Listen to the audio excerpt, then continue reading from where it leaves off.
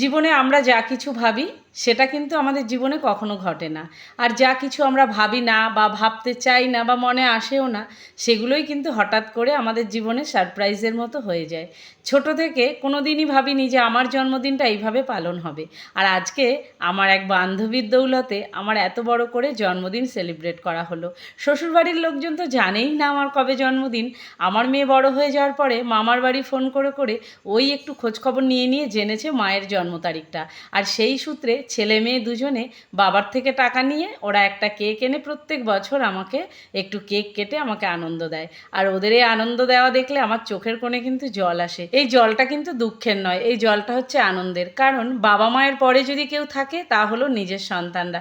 আর নিজের সন্তানরা যখন মাকে এতটা গুরুত্ব দেয়, তখন মা হয়ে আমার তো চোখের কোণে জল আসবেই আনন্দে।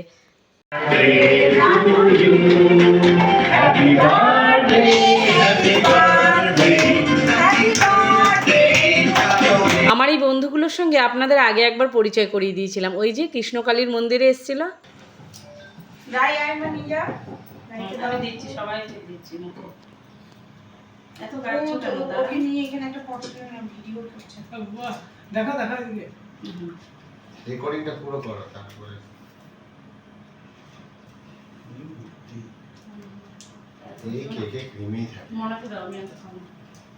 আজ ওরা দুর্গাপুর থেকে বাসে করে এসছে। ট্রেন সব বন্ধ ছিল, সকাল থেকে এই নিয়েই ওদের একটা টানাপোড়েন চলছিল। একবার ভাবছিল যাব কি যাব না, কিন্তু ওই যে জন্মদিন সেলিব্রেট করতে হবে, যেন তেন প্রকারে ওদের আজকে আসতেই হবে।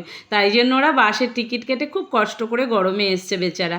আর ওরা এসে একটুখানি টাইমের মধ্যে সব কিছু অ্যারেঞ্জমেন্ট করেছে, কোথায় কেক আনা, কোথায় কি করা, সমস্তটা করে ওরা আজকে এই পার্টিটা সেলিব্রেট করেছিল।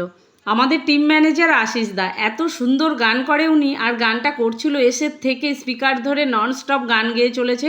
পরিবেশটা পুরো একদম চেঞ্জ করে দিয়েছিল আশিস দা।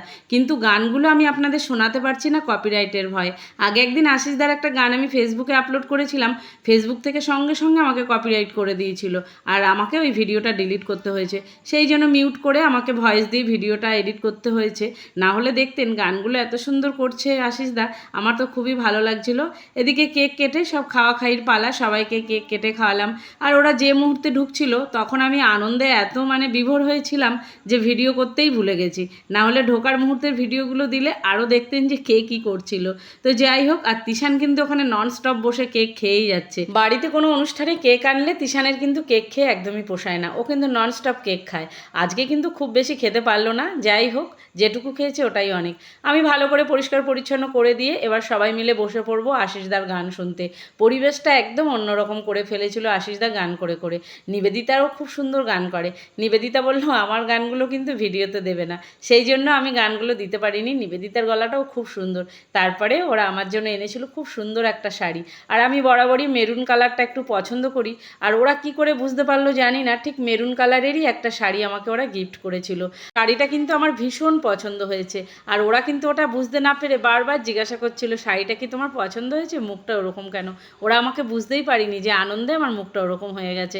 আমি জীবনে ভাবিনি যে আমার জন্য ওরা এত কিছু করবে। আর শাড়িটা বড় কথা না, ওরা যে এত ভালোবেসে আমার জন্য এত কিছু করেছে, আমি যে কি বলবো ওদের, আমি কিছুই বুঝতে পারছি না। শুধু এটুকুই বলবো, সারা জীবন এইভাবে পাশে থেকো সবাই সবার, আর সবাইকে অনেক ভালো রেখো। আর আমার তরফ থেকে রইল অনেক অনেক ভালোবাসা, আর দাদাদের জন্য রইল অনেক প্রণাম। সবাই এইভাবে আমাকে স্নেহ দিয়ে ভালোবাসা দিয়ে রেখো। তোমাদের প্রতি আমারও অনেক সম্মান, অনেক ভালোবাসা রইল। সবাই ভালো থেকো, সুস্থ থেকো।